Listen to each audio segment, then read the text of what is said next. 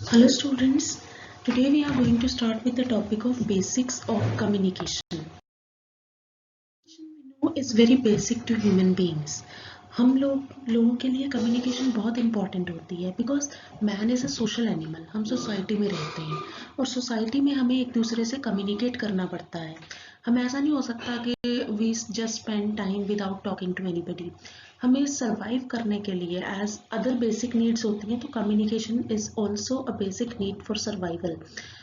हमें अपने professional career में ग्रो करने के लिए, अपनी पर्सनल लाइफ में ग्रो करने के लिए एक दूसरे से बात करनी पड़ती है. तो कम्युनिकेशन की अलग अलग डेफिनेशंस हैं. कम्युनिकेशन बेसिकली होता क्या है? अपने मन की फीलिंग्स को, आइडियाज़ को, ओपिनियंस को जब हम दूसरों तक पहुंचाते हैं तो वो कम्युनिकेशन होता है. अब कम्युनिकेशन की डेफिनेशन देखो, आपकी स्क्रीन पे है. There is one definition by Newman and Summer. तो इसने क्या कहा है? Communication is an exchange of facts, ideas, opinions and emotions by two or more persons. क्या कहते हैं? जब दो या दो से ज्यादा लोग एक दूसरे से एक्सचेंज करते हैं, मतलब बताते हैं फैक्ट को, आइडिया को, ओपिनियन को या इमोशंस को, उसे हम Here the topic is process of communication. अब communication is not a single step कि एक स्टेप में ये प्रोसेस कंप्लीट हो जाए, ऐसा नहीं होता. इसमें बहुत सारे स्टेप्स इन्वॉल्व होते हैं. पहले तो हमें ये समझना होगा कि इसमें कौन कौन इन्वॉल्व होता है. So there is a sender and a receiver.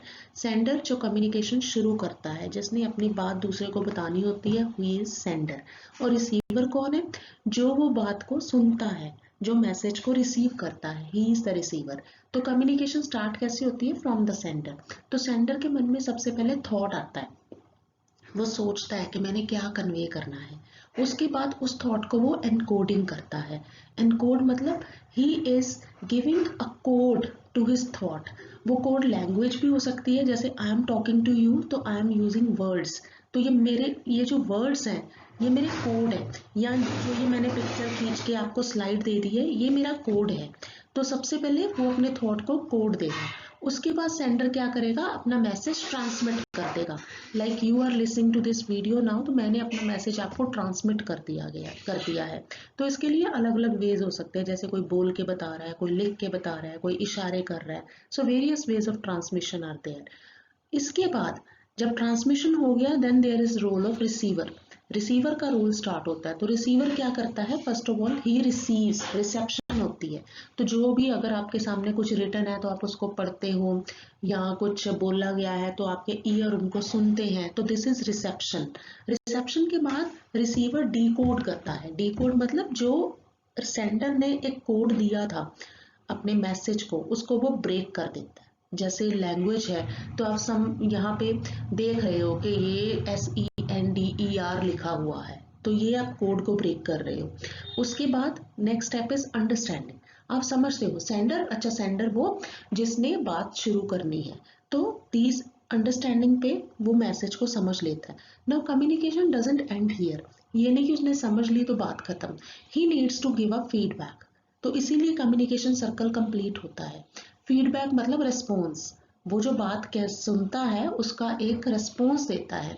जैसे क्लास में अगर टीचर टीच कर रहा है तो स्टूडेंट बताते हैं कि हाँ हमें समझ आया या नहीं आया, वो एक फीडबैक होता है. एक पॉइंट देखो यहाँ पे लिखा हुआ है चैनल और मीडिया, ये ट्रांसमिशन में आता है. जब मैं कहती हूँ ना कि वो डिसाइड करता है कि मैंने बोल के बताना है या मैंने लिख के बताना है या मैंने इशारे करने हैं, तो ये डिफरेंट टाइप ऑफ चैनल या मीडिया है जिससे मैसेज एक जगह से दूसरी जगह पे जाता है. Now communication is a circle. Sender से शुरू हुआ, सेंडर पे ही ये खत्म होता है. लेकिन जितना ये सुनने में ये लग रहा है easy, it is not that. यहाँ पे बैरियर्स होते हैं, बैरियर्स ऑफ नॉइज. देखो यहाँ पे डायग्राम में बताया हुआ है. नॉइज सेंडर की तरफ भी है, रिसीवर की तरफ भी है. सेंडर की तरफ पे नॉइज क्या हो सकती है? अगर सेंडर को नॉलेज नहीं है, सेंडर को मैसेज कोड करना नहीं आ रहा, वो सही तरीके का चैनल यूज नहीं करता, मीडिया यूज नहीं करता. सपोज उसने यहाँ से बात करनी है, अपने रूम में बैठा हुआ है और उसने बात करनी है टू समबडी जो, अगर हम घर की बात करें, गली के दूसरे कॉर्नर में खड़ा है और वो एक नॉर्मल आवाज में बात कर रहा है, तो वहां तक मैसेज नहीं पहुंचेगा. तो वो सेंडर की गलती हो गई. रिसीवर के लेवल पे भी नॉइज हो सकती है, अगर रिसीवर का ध्यान नहीं है सुनने में. रिसीवर को अगर वो कोड समझ नहीं आ रहा, सपोज आपके सामने फ्रेंच लैंग्वेज में एक पेज लिखा आ गया, आपको वो पता ही नहीं लग रहा ये है क्या, तो you are not able to decode that, तो वहां पे फेलियर आ जाएगा कम्युनिकेशन का. अगर रिसीवर अंडरस्टैंड नहीं कर पाता। तो ये सारे लेवल की नॉइजेस होती हैं communication. Further, we are having objectives of communication. Objective means why do we communicate? Communication करने की ज़रूरत क्यों होती है? Number one, knowledge and information. हमें कम्युनिकेशन से नॉलेज मिलती है, हमें इन्फॉर्मेशन मिलती है। विदाउट कम्युनिकेशन अगर हम न्यूज़पेपर ना पढ़ें तो हमें कुछ नहीं पता चलेगा। तो न्यूज़पेपर में भी क्या है, कुछ रिटन है तो हम रीड कर रहे हैं, वो भी एक कम्युनिकेशन है। अगर हम टीवी देख रहे हैं, न्यूज़ सुन रहे हैं, तो वो हम सुन रहे हैं, साथ साथ देख रहे हैं। तो हमें नॉलेज, इन्फॉर्मेशन सब कम्युनिकेशन के थ्रू मिलती है। बुक्स हम पढ़ रहे हैं, टीचर से हम बात कर रहे हैं, तो that is all communication. The next point is forming bonds and building relationships. दूसरों से हमारे जो रिलेशनशिप बनते हैं that is because of communication. Communication से ही हमें पता चलता है कि ये जो पर्सन है, जैसे हमारे फ्रेंड्स बनते हैं।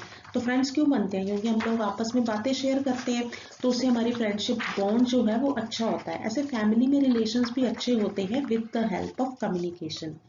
Next is quick decision and implementation. हमने कोई डिसीजन लेना है, तो हम फैमिली में भी कोई प्रॉब्लम आती है तो हम लोग इकट्ठे बैठ के डिस्कस करते हैं उस चीज़ को, तो फटाफट से डिसीजन लिया जाता है। तो कम्युनिकेशन वहाँ पे रोल प्ले करता है। इम्प्लीमेंटेशन मतलब जो हमने डिसीजन लिया उसको हम इम्प्लाई करते हैं, उसको उसे हम फॉलो करते हैं, उसे अपनाते हैं, दैट इज इम्प्लीमेंटेशन। तो वो भी कम्युनिकेशन के थ्रू होता है। Next point is smooth running of the enterprise.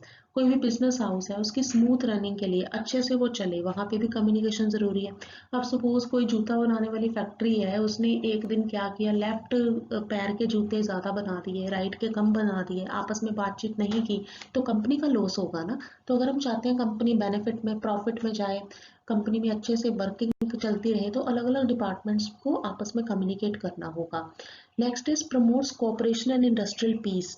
तो एक आपस में कॉपरेशन भी हमारी बनती है, हम एक दूसरे का सहयोग देते हैं with the help of communication. Industrial peace establish होती है।